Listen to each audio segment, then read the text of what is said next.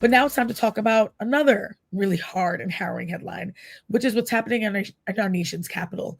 The way that people who live, work, and study there are being affected, and how what we're witnessing is truly just the beginning. No, that's so true.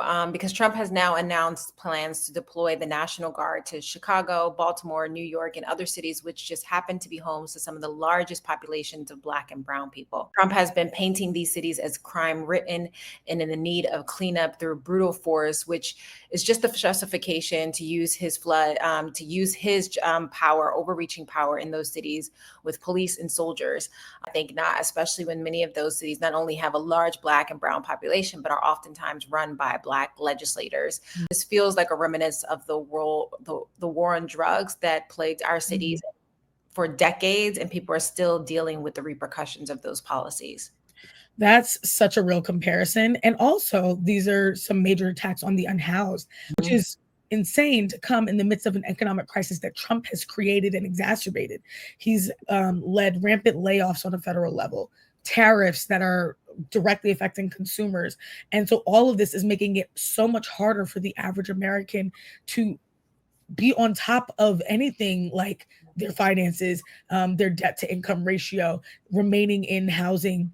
But what's fascinating is that violent crime in DC has actually been on the decline. So none of this is data backed. DC is home to one of the largest unhoused population nationwide, and the military takeover is leading to more people being homeless and facing scrutiny if they have encampments, and they're facing violent slashes of their property. Poor people are just really being pushed out of sight and out of mind.